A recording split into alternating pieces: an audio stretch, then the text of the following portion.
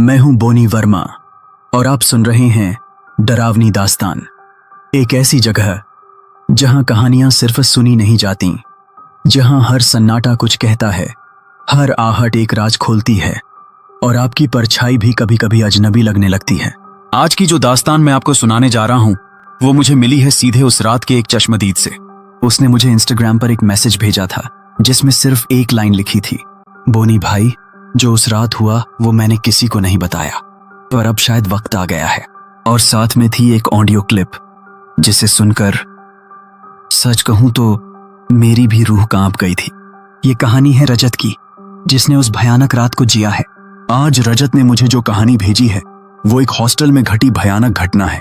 उसने बताया कि यह बात आज से काफी समय पहले की है और उसने एक ही रात में उस हॉस्टल के अंदर इतना भयानक वाकया देखा था कि उसके बाद उसे इन सभी चीजों पर यकीन होना शुरू हुआ था।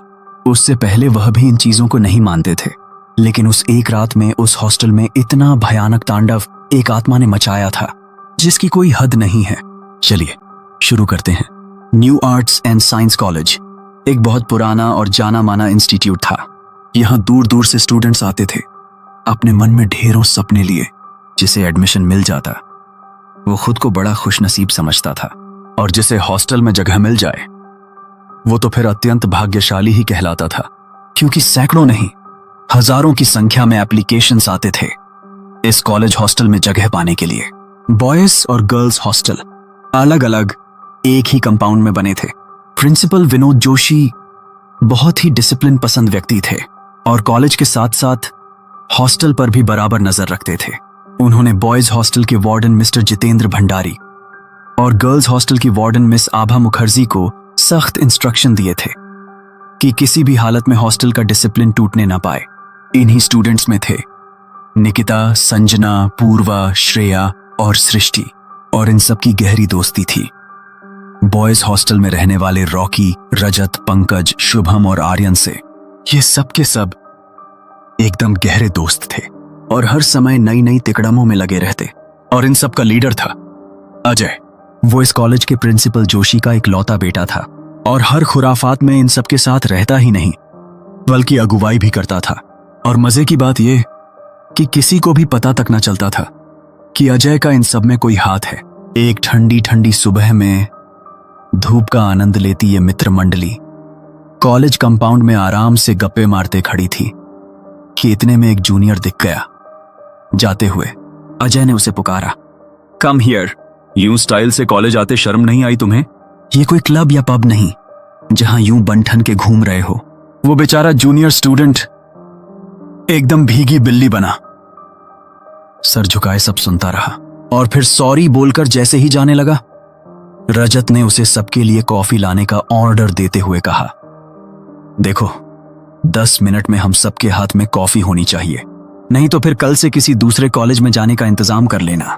वो बेचारा जूनियर तुरंत ही भागता हुआ गया और सबके लिए एक ट्रे में कॉफी लेकर हाजिर हो गया। सब दोस्त हंसते हुए कॉफी का मजा लेते रहे। फिर अचानक उनकी नजर जूनियर के हाथ पर बने टैटू पर गई, तो उस अजीब से डरावने टैटू को देखते ही सब फ्रेंड्स थोड़ा घबरा से गए। उस टैटू में एक बड़ी सी खोपड़ी और उसके चारों ओर जलती आग बनी हुई थी। यही नहीं, उस खोपड़ी के आंखों की जगह बने 2 लाल सुराख से वो टैटू और भी ज्यादा डरावना लग रहा था। पूर्वा घबरा के जोर से बोली, ये कैसा डरावना टैटू बना रखा है तुमने? संजना भी सहमी सी आवाज में कहने लगी, देखो सच सच बताओ, ऐसा टैटू क्यों बनवाया है तुमने? क्या तुम इस टैटू से हम लोगों को डराना चाहते हो? वो जूनियर सिर झुकाए हुए बोला, नहीं नहीं, मैं किसी को डराना नहीं चाहता। दरअसल मैं जिस गांव में रहता हूं वहां चुड़ैल और काला जादू का बहुत आतंक है। इसीलिए मेरी मां ने एक बार मेले में यह टैटू बनवा दिया था कि जिससे काली शक्तियां मुझसे दूर रहें। हमारे गांव में इस टैटू की बड़ी मान्यता है, लेकिन इस टैटू को हाथ पर बनाने वाले बहुत कम ही लोग मिलते हैं। बड़ा मुश्किल और कठिन काम होता है इसे बनाना। ये हर किसी के बस की बात नहीं है। पंकज कुछ सोचते हुए बोला, ओह हाँ यार, मैंने भी सुना है ऐसे टैटू के बारे में। ये ना हर बुरी ताकत को इंसान से दूर ही रखता है। रजत और अजय ठहाके लगाकर हंसने लगे। बस करो यार, अब ये नॉनसेंस टॉकिंग भला एक टैटू किसी शैतान से हमारी रक्षा कैसे कर सकता है? चल भाई, तू निकल अब यहां से, नहीं तो मेरे फ्रेंड्स कहीं तेरी खोपड़ी से ही सर न टकरा लें अपना। ए अजय ने जूनियर स्टूडेंट को वहां से जाने का इशारा करते हुए कहा। कुछ देर बाद सब अपने अपने रूम में चले गए। अजय भी अपने घर चला गया। उसके अलावा बाकी फ्रेंड्स हॉस्टल में रहते थे। शाम को वो रोज हॉस्टल आ जाता, फिर रात को 11 बजे तक सब साथ में ही मौज मस्ती करते। कभी मूवी तो कभी पार्टी तो कभी यूं ही किसी को तंग करते। गुजर जाती शाम उनकी। आज जब अजय रजत के रूम में पहुंचा तो वहां पंकज, रॉकी, शुभम सब मौजूद थे, पर आर्यन नहीं दिख रहा था। तो अजय पूछ बैठा, यार ये आर्यन किधर गायब है आज? दिखाई नहीं दे रहा है। कहीं उस नए जूनियर स्टूडेंट की बात से डर के अपने घर तो नहीं चला गया वो? रॉकी ने अपने हाथ जोड़कर कहा, नहीं यार, वो अपने घर नहीं गया है, बल्कि शाम होते ही यहीं पास वाले मंदिर चला गया है वो। आज उसे बड़े बुरे बुरे ख्याल आ रहे थे, तो अपना डर दूर करने के लिए वो भगवान से आशीर्वाद लेने गया है। अजय अपना मोबाइल निकालते हुए बोला, ओह, इस जूनियर लड़के ने तो बिना वजह ही हम सबको डरा दिया। लेकिन मुझे तो समझ नहीं आ रहा है कि आर्यन जैसा निडर लड़का भला एक टैटू को देख के इतना क्यों घबरा उठा कि फौरन मंदिर चला गया। यार, इंसान को इतना भी डरपोक नहीं होना चाहिए। रजत बोला, अच्छा तो अब ऐसा कर कि अपनी किसी तिकड़म से तू सबको और भी अच्छे से डरा दे, ताकि लोगों को पता चले कि असली डर होता क्या है। बोल, कर सकता है ऐसा? अजय ये सुनते ही खड़े होते हुए बोला, अजय को चैलेंज? तुझे मालूम है ना रजत कि अजय अपना हर चैलेंज पूरा करके ही रहता है। रजत बोला, यस, यही समझ ले तू, ये चैलेंज है मेरा। अगर तूने कोई अजीबोगरीब हरकत करके हम सब फ्रेंड्स को डरा दिया ना, तो जो तू बोलेगा वही करेंगे हम। बड़ी स्टाइल से सिर झुकाते हुए अजय ने कहा, तो चलो फिर सब गर्ल्स को भी बुला लो कैंपस कैंटीन के पीछे वाले कमरे में। अभी वो एकदम सुनसान रहता है और तुम सब भी वहीं मिलो आधे घंटे में, ओके? कहते हुए अजय वहां से तुरंत चला गया। करीब आधे घंटे बाद सबके सब 10 फ्रेंड्स अजय की बताई हुई जगह पर यानी कैंटीन के पीछे वाले रूम में पहुंचकर बड़ी बेसब्री से अजय का इंतजार करने लगे। कुछ देर बाद अजय अपने साथ एक बैग लेकर आया और सबसे बोला, देखो, अब तुम सब बिल्कुल चुपचाप होकर बैठ जाओ, कोई भी कुछ नहीं बोलेगा, ओके? मुझे इस रूम में पूरी तरह से खामोशी चाहिए। फिर अजय ने बैग खोलकर एक लाल कपड़ा निकाला और जमीन पर बिछा दिया। फिर उस पर एक बड़ी सी खोपड़ी रख दी। खोपड़ी देखते ही सबकी चीखें निकल पड़ी, ये क्या है? पर अजय ने सिर्फ उन्हें चुप रहने का इशारा किया और खोपड़ी के चारों तरफ एक एक कैंडल यानी मोमबत्ती जला दी। अब वातावरण बड़ा ही डरावना सा प्रतीत हो रहा था। फिर अजय ने सबसे कहा, तुम सब चारों ओर घेरा बनाकर बैठ जाओ और कसकर एक दूसरे का हाथ पकड़ लो। फिर मैं एक मंत्र पढ़ूंगा और तुम सबको सिर्फ दोहराना है उसे जोर से, ओके? पर हाँ, आंखें सबकी बंद रहनी चाहिए और चाहे जो हो जाए आंखें खोलनी नहीं है। निकिता मना करते हुए बोली, नहीं नहीं, मुझे तो ये सब ठीक नहीं लग रहा है। संजना बोली, अरे क्यों डर रही तू यूं ही? ये सब कुछ नहीं, बस अजय की नई शरारत है। सृष्टि हंसते हुए बोली, और क्या, हम लड़कियां यूं बेवजह डरने वालों में से नहीं हैं। लड़कियों को यूं बातें करते सुन। अजय ने उन्हें खामोश रहने को कहा और हाथ पकड़ने का इशारा किया। इशारा पाते ही सबने हाथ पकड़े और अपनी आंखें बंद कर लीं। फिर अजय ने कुछ अजीब से मंत्र पढ़ना शुरू किया। सब फ्रेंड्स इन शब्दों को आंखें बंद किए दोहराने लगे। इतने में अजय ने अचानक ही खड़े होकर जोर जोर से ठहाके लगाना शुरू कर दिया। सब फ्रेंड्स डर के मारे आंखें खोल उसे देखने लगे। अजय अब अपने बाल नोचते हुए खोपड़ी के चारों ओर जल रही मोमबत्तियों को पैर से दबाकर बुझाने लगा। फिर एक जोरदार चीख मारकर बेहोश हो नीचे जमीन पर गिर पड़ा। अजय को बेहोश हो नीचे गिरते देख सब लड़कियां डर से चीखने चिल्लाने लगीं।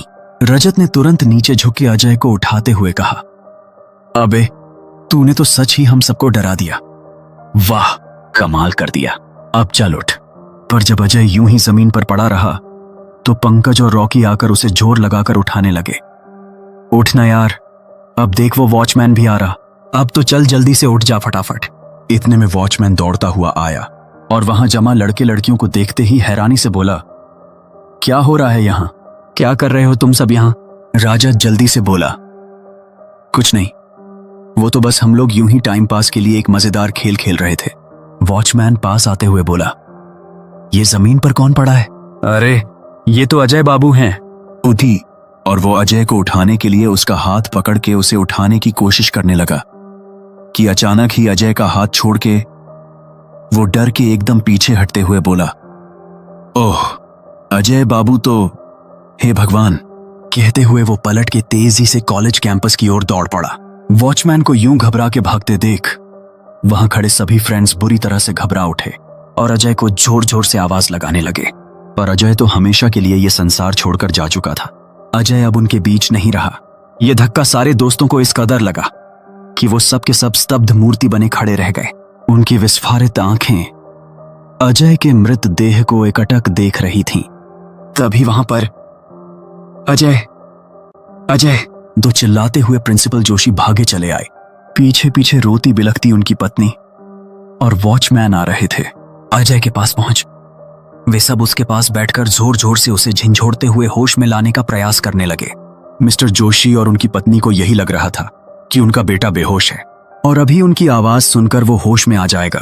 तब तक अजय के मरने की खबर आग की तरह चारों ओर फैल गई और देखते ही देखते स्टूडेंट्स और सभी स्टाफ मेंबर्स जमा हो गए वहां। किसी को भी विश्वास नहीं हो रहा था कि अचानक ही इतनी बड़ी अनहोनी घटित हो गई है।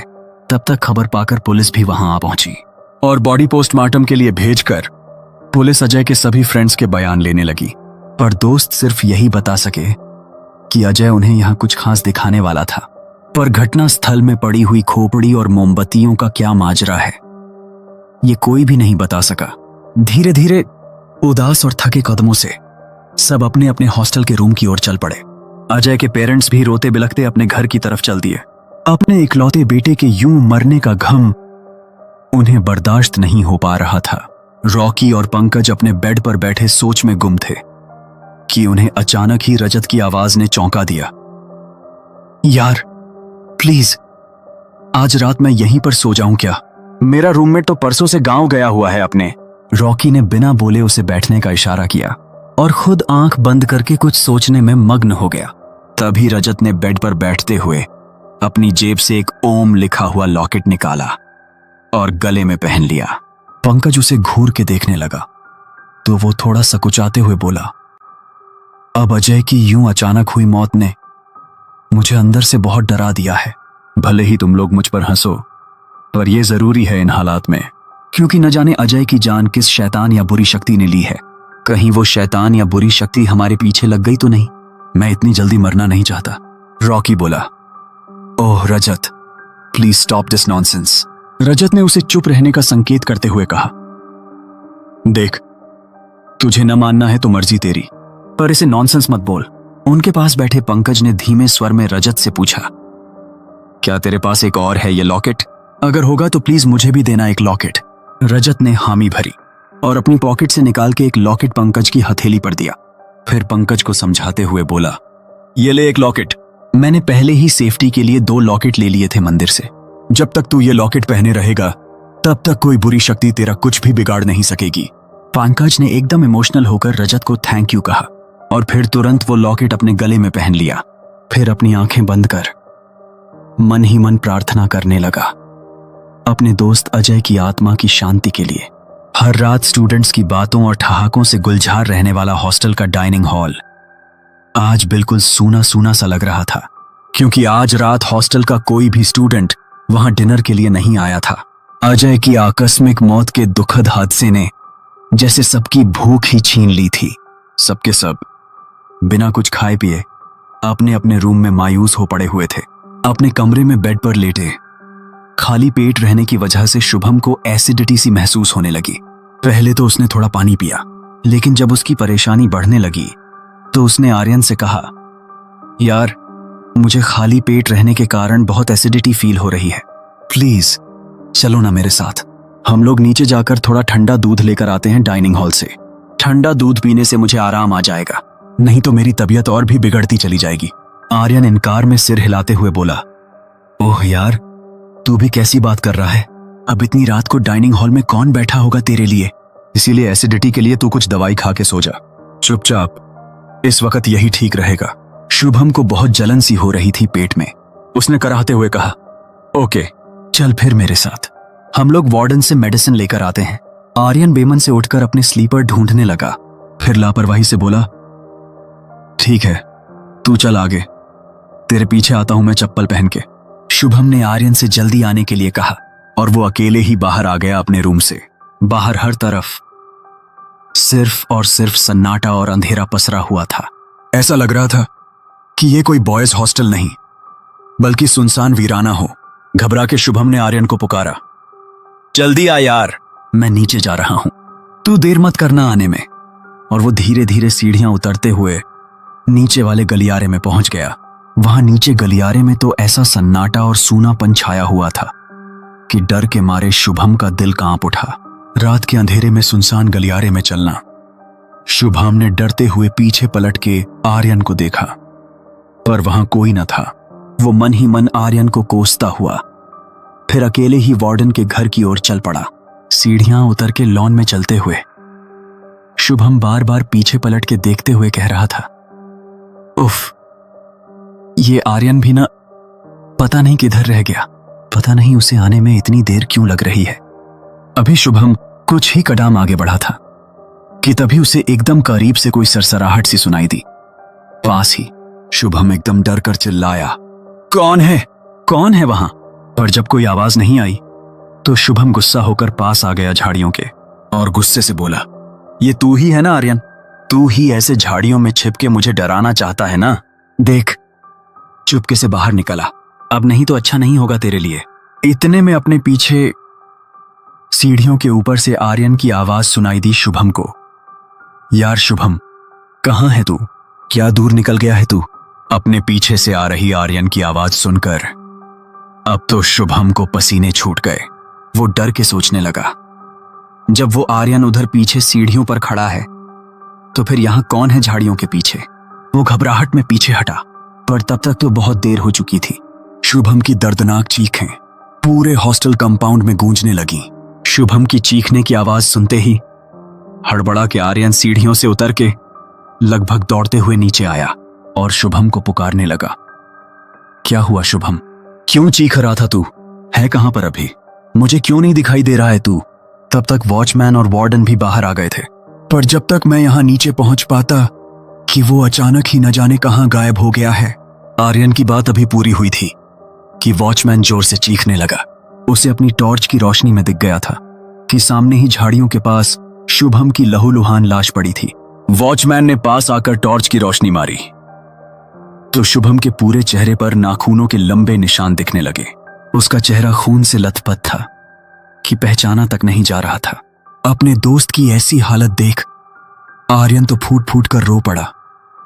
ओह शुभम, काश मैं बिना चप्पलें पहने ही तुम्हारे साथ आ जाता यार। मैंने ही तुम्हें अकेले जाने के लिए कह दिया था और पता नहीं किस शैतान ने तुम्हारा ये हाल कर दिया। मुझे माफ कर देना यार, मैं बहुत शर्मिंदा हूं। तब तक और स्टूडेंट्स भी आ गए। गर्ल्स हॉस्टल में भी ये खबर पहुंचते ही हड़कंप समझ गया। वहां रहने वाली लड़कियां तो पहले ही डरी सहमी सी अपने अपने रूम में दुबकी हुई थीं। अब शुभम की मौत की खबर पाते ही सब तेजी से नीचे आने लगी। पूर्वा और सृष्टि तेजी से भागती हुई निकिता और संजना के पास पहुंची और हांफती हुई बोली, कुछ पता चला तुम लोगों को? किसी ने शुभम को जान से मार दिया है। खून में लथपथ उसकी लाश नीचे लॉन की झाड़ियों में पड़ी है। तभी रूम के अंदर आती हुई श्रेया गुस्से से चिल्लाई, ये क्या बकवास कर रही पूर्वा तू? कहीं कुछ नशा तो नहीं कर लिया तुमने? जो कुछ भी अनाप शनाप बोले जा रही हो, मेरे शुभम को कुछ नहीं हो सकता, समझी तुम? श्रेया और शुभम एकदम नजदीक आ चुके थे एक दूसरे के और स्टडी खत्म होते ही एंगेजमेंट का प्लान तक बना लिया था उन्होंने। पूर्वा ने श्रेया के कंधे पर हाथ रख कहा, यह बात एकदम सच है श्रेया। अभी थोड़ी ही देर पहले हमारे हॉस्टल में खबर मिली कि शुभम की लाश लॉन में पड़ी है। सारी लड़कियां और हमारी वार्डन ये खबर सुनते ही लॉन की ओर भागती हुई गई हैं। हम लोग भी वहीं जा रहे हैं, तुम भी चलो हमारे साथ और खुद ही देख लो अपनी आंखों से सारी हकीकत। नहीं, ये हो ही नहीं सकता।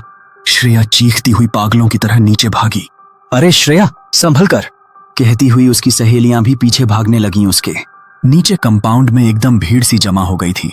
सब के सब एक ही रात में हुए इन दो अजीब दर्दनाक वाकयों पर स्तब्ध और हैरान थे। इतने में कराहती हुई मिस मुखर्जी यानी गर्ल्स हॉस्टल की वार्डन वहां आईं। उनकी दशा देखकर तो वहां मौजूद लोग और भी सहम से गए। मिस मुखर्जी के बाल उलझे बिखरे हुए, चेहरे पर लंबी खरोंचों के निशान और उनके कपड़ों पर बिखरा था खून। मिस्टर जोशी ने आगे बढ़कर उनसे पूछा, क्या हुआ आपको मिस मुखर्जी? आपकी ऐसी हालत कैसे हो गई? कौन है वो जिसने ऐसी हिमाकत की है? मिस मुखर्जी किसी तरह कांपती सी आवाज में बोली, जी सर, वो मैं डिनर के बाद वॉक कर रही थी यहीं गार्डन में कि अचानक ही किसी ने मुझ पर हमला कर दिया। अंधेरे में ठीक से मैं नहीं देख सकी कौन था वो, पर वो जो कोई भी था बहुत ही भयंकर डील डॉल लग रहा था उसका। मैं किसी तरह उससे बचकर भागी तो भी उसके पंजों ने मेरे चेहरे को बुरी तरह से खरोंच दिया। मिस मुखर्जी की बात सुनते ही सब बुरी तरह से घबरा के इधर उधर देखने लगे। तभी मिस्टर जितेंद्र भंडारी ने चौंकते हुए पूछा, तो क्या वो कोई जंगली जानवर था? क्या कोई भेड़िया वगैरह था? आपने कुछ तो देखा ही होगा ना मिस मुखर्जी? मिस मुखर्जी इनकार करती हुई बोली, पता नहीं सर, वो क्या और कौन था, पर किसी यमदूत से कम नहीं था वो। उफ, उसके नुकीले और शक्तिशाली पंजों की चुभन की याद से अब भी मेरे रोंगटे खड़े हो रहे हैं। संजना घबराए स्वर में बोली, ओह माय गॉड, ये क्या हो रहा है? कौन है जो हमारी जान के पीछे पड़ गया है? पहले अजय, फिर शुभम, और अब न जाने आगे किसका नंबर हो। ये भयानक खबर मिलते ही पुलिस भी तुरंत वहां चली आई। पुलिस ने आते ही बॉडी पोस्टमार्टम के लिए भिजवाई और फिर पूरे कंपाउंड की बारीकी से तलाशी लेने लगी। आर्यन से भी हर एक बात गहराई से पूछी और वॉचमैन से भी बयान लेने के बाद पुलिस सबको अलर्ट रहने की बात कह के वहां से वापस चली गई। अब तो हॉस्टल कैंपस कंपाउंड का माहौल जैसे मौत का साया बन गया था, जिसमें रहने वाले हर एक शख्स का मन मौत के खौफ से आतंकित था। कॉलेज के प्रिंसिपल जोशी बहुत दुखी और परेशान थे। उनके इकलौते बेटे की यूं अजीबोगरीब मौत ने उन्हें अंदर तक हिला दिया था। वो पिछले 5 सालों से यहाँ प्रिंसिपल थे, लेकिन अब तक इस तरह का एक भी हादसा नहीं हुआ था यहाँ। हाँ, 2 बरस पहले एक स्टूडेंट तरुण ने जरूर आत्महत्या कर ली थी, लेकिन उसके सिवाय इस तरह की भयंकर वारदात कभी नहीं हुई थी। और आज अचानक यूं उनका अपना बेटा और एक स्टूडेंट इस तरह से अचानक ही रहस्यमय ढंग से मौत के आगोश में समा गए। ये बात उन्हें पल पल खाए जा रही थी। वो अपनी सोच में मग्न थे कि एकदम से बाहर से जोर से किसी के चीखने की आवाज आई। चीख की आवाज सुनते ही प्रिंसिपल सर हड़बड़ाकर बाहर भागे और कंपाउंड में पहुंचते ही उन्होंने देखा कोई तेजी से भागता हुआ अंधेरे में गायब हो गया। वो जोर से चिल्लाए, वॉचमैन, वॉचमैन, जल्दी आओ यहां पर वॉचमैन तो आया ही नहीं और प्रिंसिपल की आवाज सुनकर मिस्टर भंडारी दौड़ते हुए वहां चले आए। उन्होंने घबराई आवाज में पूछा, क्या हुआ सर? आप अभी वॉचमैन को क्यों आवाज दे रहे थे?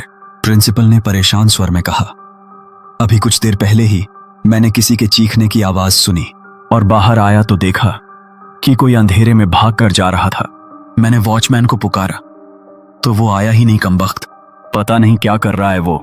मिस्टर भंडारी बोले, डोंट वरी सर, मैं अभी जाकर गेट पर देखता हूं। हो सकता है वॉचमैन सो रहा हो आराम से। और वो तेजी से गेट की तरफ चल दिए। प्रिंसिपल सर भी गेट की तरफ चल पड़े कि अचानक ही मिस्टर भंडारी चीखते चिल्लाते भागते हुए आए, सर, सर, वो मिस्टर जोशी ने उन्हें संभालते हुए पूछा, व्हाट हैपन मिस्टर भंडारी? क्यों इतना घबरा रहे आप? क्या वो वॉचमैन नहीं है गेट पर? घबराए हुए भंडारी के मुंह से तो कुछ आवाज ही नहीं निकल रही थी। उसने सिर्फ गेट की ओर इशारा किया तो मिस्टर जोशी लपकते हुए तुरंत वहां पहुंचे और वहां पहुंच के जो कुछ भी उन्होंने देखा तो उनके होश उड़ गए। सामने ही कॉलेज के मेन गेट पर लटकी हुई थी वॉचमैन की गर्दन कटी लाश और वहीं पर पड़ी थी एक खोपड़ी। उस वॉचमैन की गर्दन कटी लाश और उस खोपड़ी को देख के प्रिंसिपल सर का रोम रोम सिहर उठा। वो एकदम थरथराते हुए सामने पड़ी लाश और उस खोपड़ी को घूरने लगे। इधर श्रेया अपने रूम में इस कदर बिलख बिलख कर रो रही थी कि संजना और निकिता परेशान हो गए उसे चुप कराते हुए।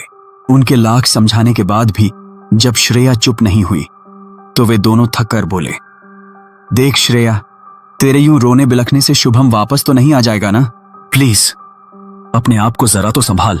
ऐसे कब तक रोती रहेगी तू? श्रेया रोती हुई बोली, शुभम यूं नहीं जा सकता। मुझे अकेले छोड़कर वो जा ही नहीं सकता। मैं उसे नहीं जाने दूंगी अकेले। अगर शुभम चला गया मुझे छोड़कर तो मैं भी अब चली जाऊंगी उसके पास। कहते कहते वो अचानक उठी और तेजी से बाहर की तरफ भागने लगी। संजना और निकिता एकदम उसे पकड़ने के लिए पीछे भागे।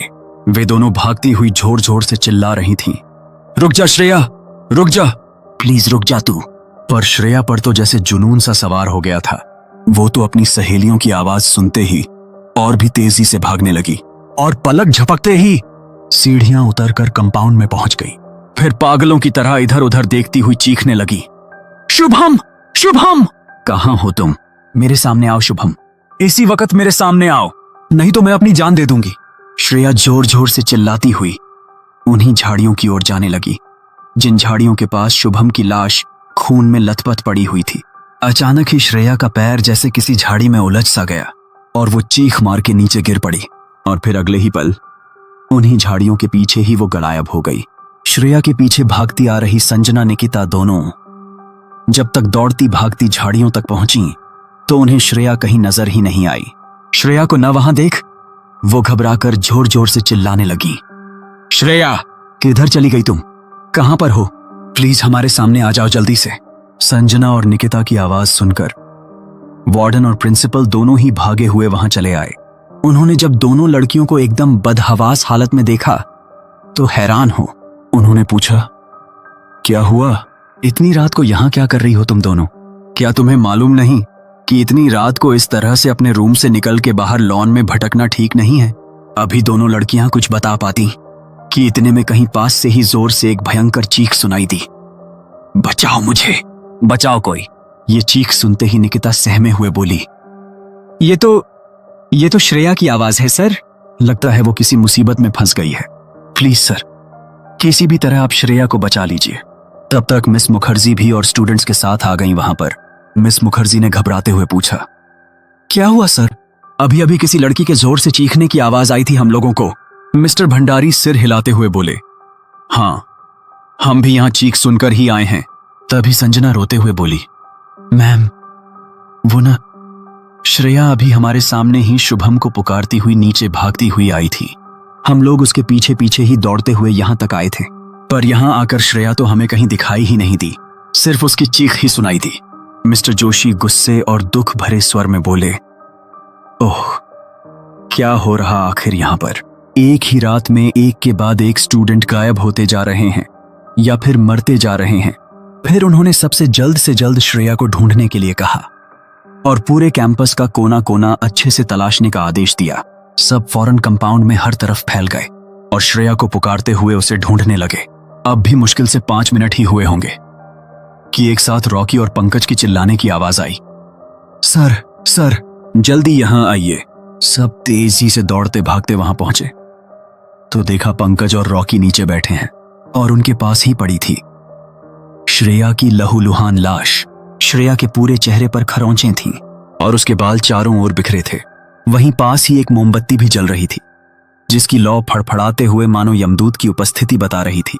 श्रेया की लाश को देखते ही उसकी दोनों सहेलियों को शौक के मारे चक्कर आ गया और वे वहीं के वहीं बेसुध होकर गिर पड़ी। मिस मुखर्जी जल्दी से उनकी तरफ बढ़ती हुई कांपती आवाज में बोली, ओह, क्या है ये सब? कौन है वो शैतान आखिर जो इस तरह से हमारे मासूम स्टूडेंट्स का बड़ी बेरहमी से कत्ल करता जा रहा है? मिस्टर भंडारी ने तुरंत पुलिस को इन्फॉर्म किया और फिर सब स्टूडेंट्स से बोले, तुम सब एकदम ध्यान से मेरी बात सुनो। अब यहां से सीधे तुम सब अपने अपने रूम में जाओगे और फिर रूम बंद कर सुबह होने तक वहीं रहोगे। समझ गए ना मेरी बात अच्छी तरह से? कल सुबह होने से पहले तुम में से कोई भी अपने रूम से नहीं निकलेगा। प्रिंसिपल जोशी भी गंभीर आवाज में बोले, बिल्कुल ठीक। और हाँ, अभी पुलिस आकर अब कंपाउंड सर्च करेगी अच्छे से, पर तुम में से कोई भी अब नीचे नहीं आएगा। अब जाओ जल्दी सब अपने अपने रूम में, गो फास्ट। सब स्टूडेंट्स ने हामी भरी और सब डरे सहमे घबराए हुए से अपने अपने रूम की ओर चल पड़े। सबके चेहरों पर मौत का खौफ और अपने दोस्तों की हुई मौत का घम झलक रहा था। इतने में पुलिस टीम वहां आ पहुंची। पुलिस ऑफिसर ने वहां आते ही सीधे प्रिंसिपल से सवाल किया, आखिर ये सब हो क्या रहा आपके कॉलेज हॉस्टल में? ये कॉलेज है या कोई मौत का कुआं जो यहां एक के बाद एक मौत होती ही चली जा रही है? ऐसा लग रहा है ये कॉलेज नहीं बल्कि कोई कत्लखाना है। प्रिंसिपल बेहद दुखी स्वर में बोले, ऑफिसर, उनमें सबसे पहले तो मेरा ही बेटा मारा गया है मैं तो खुद एकदम हतप्रभ और दुखी हूं। पता नहीं वो शैतान कौन है जो इन निर्दोष और मासूम छात्रों की जान का दुश्मन बन गया है।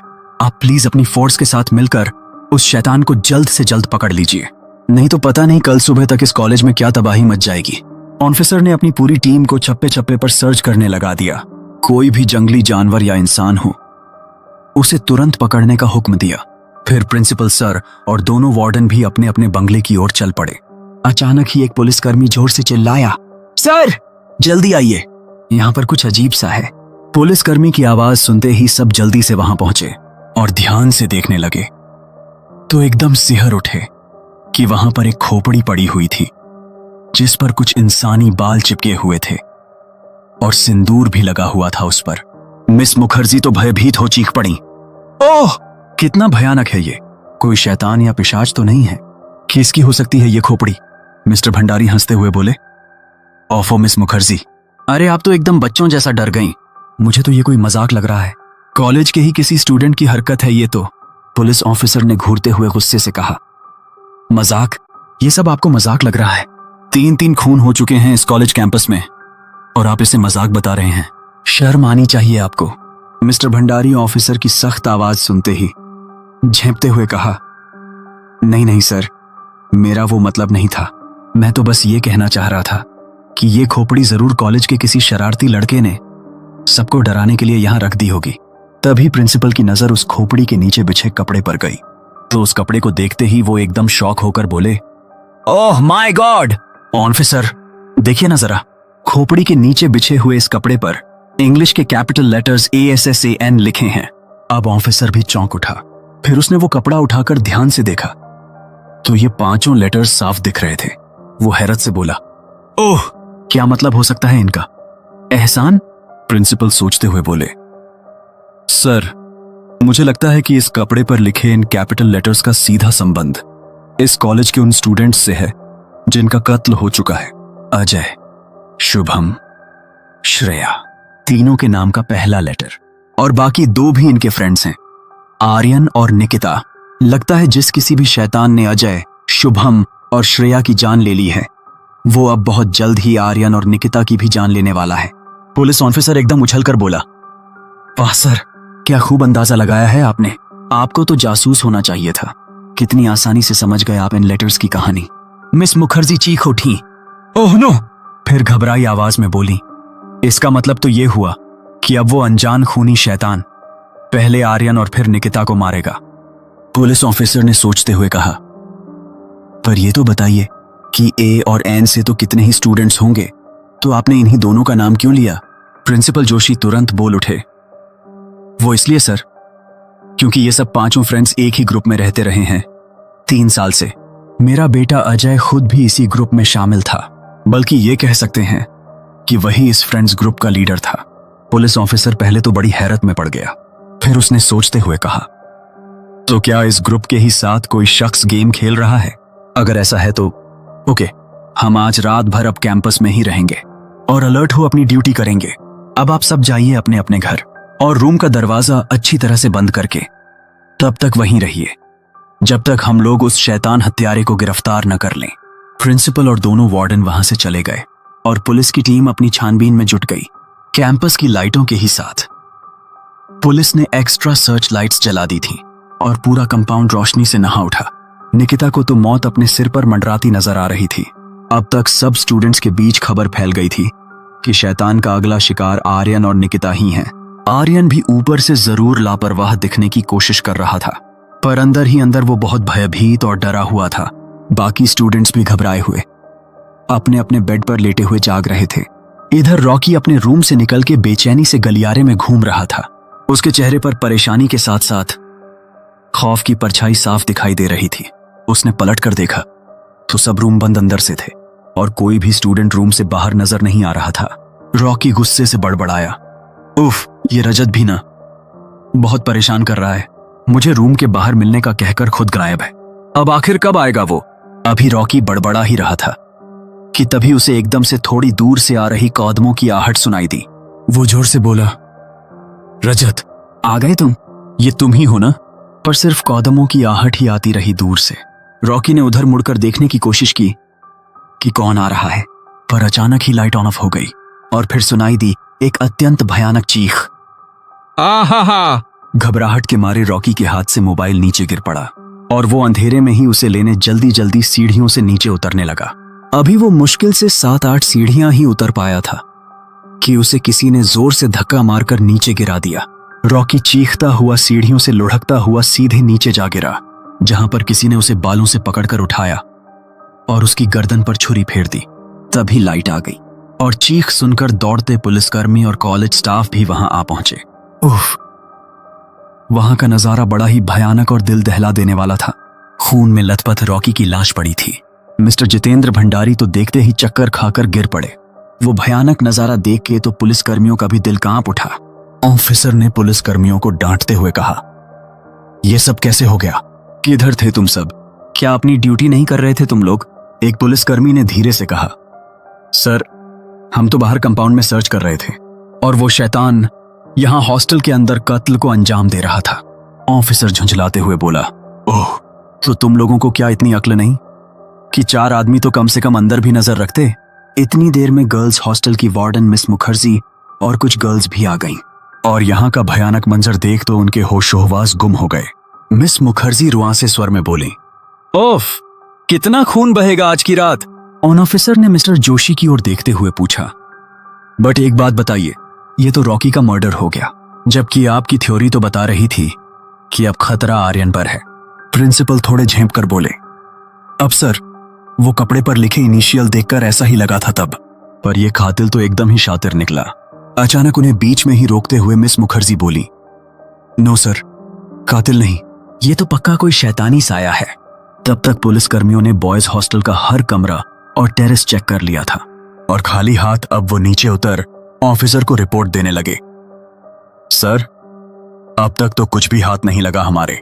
क्या अब एक बार गर्ल्स हॉस्टल भी चेक कर लिया जाए? मिस्टर भंडारी हंस पड़े। तो क्या आप समझते हैं कि ये भयंकर खूनी खेल गर्ल्स हॉस्टल की लड़कियां खेल रही हैं? प्रिंसिपल और ऑफिसर दोनों ही एकदम घूर के मिस्टर भंडारी को देखने लगे। तभी एक पुलिसकर्मी घबराए हुए आकर बोला, सर, वो आर्यन तो अपने रूम में है ही नहीं और न ही कोई उसके बारे में ठीक से बता पा रहा है।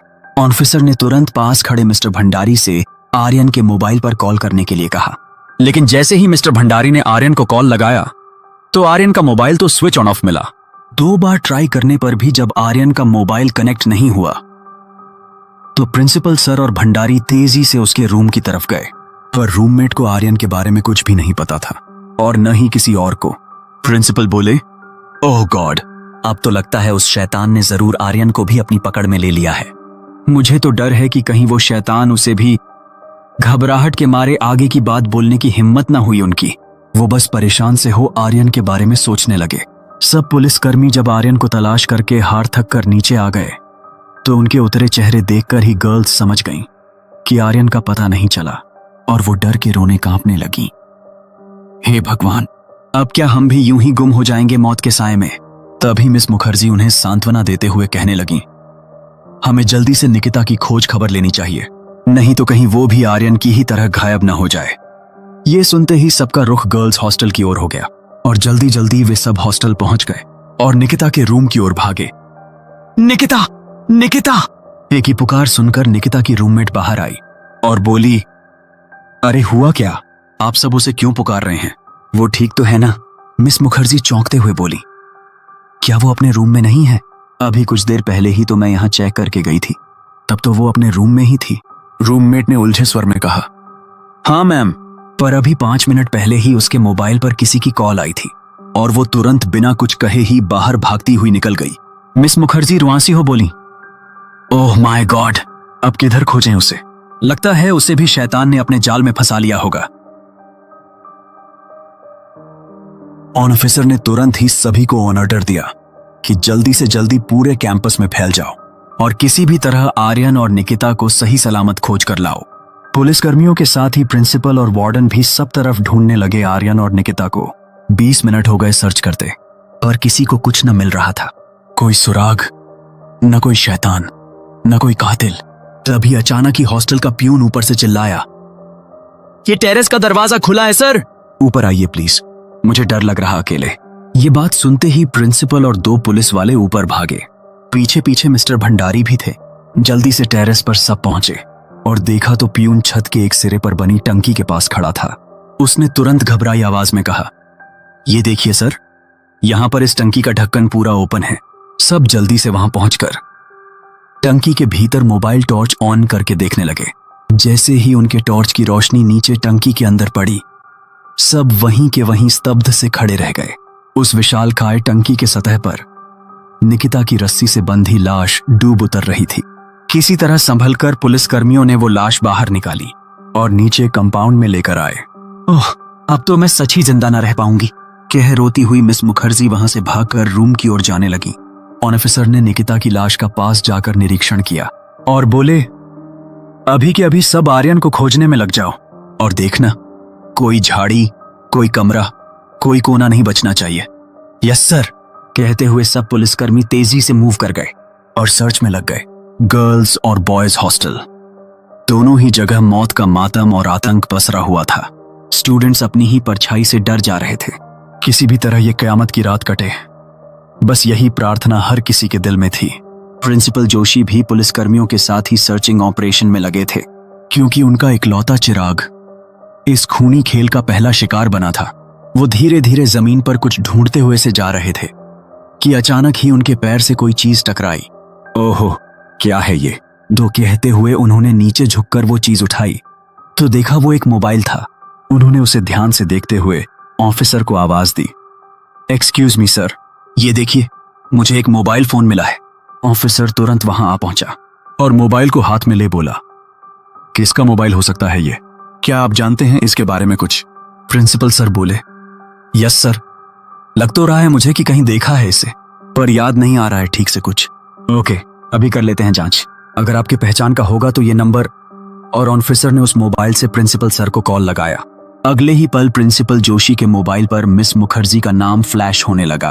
प्रिंसिपल जोशी बोले, ओह, ये तो मिस मुखर्जी का मोबाइल है, लगता है जाते समय गिर गया होगा। मैं दे आता हूं उन्हें खुद और उनका हालचाल भी देख लेता हूं। और चल पड़े गर्ल्स हॉस्टल की ओर। जल्दी ही वो पहुंच गए गर्ल्स हॉस्टल। वहां नीचे बिल्कुल सन्नाटा सा था। पियून भी पुलिसकर्मियों के साथ ही लगा हुआ था, इसलिए मिस्टर जोशी स्वयं ही मिस मुखर्जी के रूम की ओर चल पड़े, जो नीचे के गलियारे में एक कॉर्नर पर था। प्रिंसिपल सर जैसे ही उस रूम के बाहर पहुंचकर नॉक करना चाहते थे कि अंदर से किसी लड़के की गुस्से भरी धीमी फुसफुसाहट सी सुनाई दी। ओह, अब आपसे इतनी बड़ी लापरवाही कैसे हो गई? प्रिंसिपल जोशी एकदम से पीछे हट गए और सोचने लगे कि गर्ल्स हॉस्टल की वार्डन के रूम से लड़के की आवाज, हाउ इज दिस पॉसिबल? उन्हें डर लगने लगा कि कहीं मिस मुखर्जी खतरे में तो नहीं है। बस फिर प्रिंसिपल सर ने गलियारे से बाहर आकर तुरंत पुलिस ऑफिसर को कॉल कर यहां पहुंचने के लिए कहा। ऑफिसर ने दूसरे पुलिसकर्मियों को साथ लिया और 5 मिनट में प्रिंसिपल के पास पहुंच गया। उसने हैरत से पूछा, what happened mister Joshi? Any problem? Principal ने धीरे से कहा, सर, वो मिस मुखर्जी के रूम में से किसी लड़के की आवाज सुनाई दी मुझे, जबकि वो अकेली ही रहती हैं रूम में। ऑफिसर बोला, ओह, तब तो बहुत गंभीर बात है। और उसने तुरंत पुलिसकर्मियों को पोजीशन लेने का ऑर्डर दिया। पुलिसकर्मियों ने ऑर्डर मिलते ही जोर से धक्का मार के एक ही वार में उस रूम का दरवाजा तोड़ दिया। दरवाजा टूटते ही सब पुलिसकर्मी हथियारों के साथ अलर्ट हो अंदर घुसे और प्रिंसिपल सर भी मिस मुखर्जी की कुशलता की कामना करते अंदर आए। लेकिन अंदर आते ही उन्होंने देखा तो सामने बेड पर आर्यन गुस्से में बैठा था और मिस मुखर्जी उसके सामने पड़ी चेयर पर बैठी बांग्ला में कुछ बोलते हुए उसे प्यार से मनाने की कोशिश कर रही थी। ये अद्भुत और शॉकिंग दृश्य देख सबके पैर जैसे वहीं जम गए। मिस मुखर्जी और आर्यन भी अपने रूम में यूं अचानक ही पुलिसकर्मियों को आए देख एकदम मूर्ति बने बैठे रह गए। ऑन ऑफिसर ने कड़क कर पूछा, ये क्या चल रहा है? मिस मुखर्जी, ये लड़का यहां आपके रूम में क्या कह रहा है? प्रिंसिपल के हाथों में तो मिस मुखर्जी का मोबाइल धरा का धरा ही रह गया था। उनके मुंह से आवाज तक न निकल पा रही थी। ऑफिसर ने आर्यन को कॉलर से पकड़ते हुए जोर से चिल्लाकर पूछा, तो अब शुरू करोगे बताना या फिर मैं शुरू हो जाऊं? ये सुनते ही मिस मुखर्जी हाथ जोड़कर बोली, प्लीज सर, इससे कुछ न कहें आप, जो कुछ कहना है मुझसे कहें आप, ये तो बेचारा बच्चा है। ये सुनकर प्रिंसिपल चीखते हुए बोले, ये आप क्या कह रही हो मिस मुखर्जी?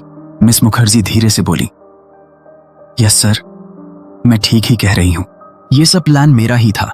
वैसे तो इस डेथ गेम की मास्टरमाइंड मैं ही हूं, पर असलियत में यह सब कत्ल और खून खराबा मैंने नहीं, बल्कि तरुण की रूह ने किए हैं। मिस्टर जोशी पर जो बिजली गिर पड़ी हो, वो एकदम शॉक होकर चिल्लाए, क्या? ये क्या कह रही हैं आप? ऑन ऑफिसर ने आर्यन को पकड़े हुए ही पूछा। तो तुम क्या कर रहे थे इस डेथ गेम की मास्टरमाइंड के साथ? आर्यन सिर झुकाए बोला, ये मेरी दीदी है सर, और तरुण वो मेरा सबसे प्यारा दोस्त था। मेरे बड़े भाई जैसा ही था वो, बेचारा अनाथ था और हमारे ही घर में रहकर वो बड़ा हुआ था।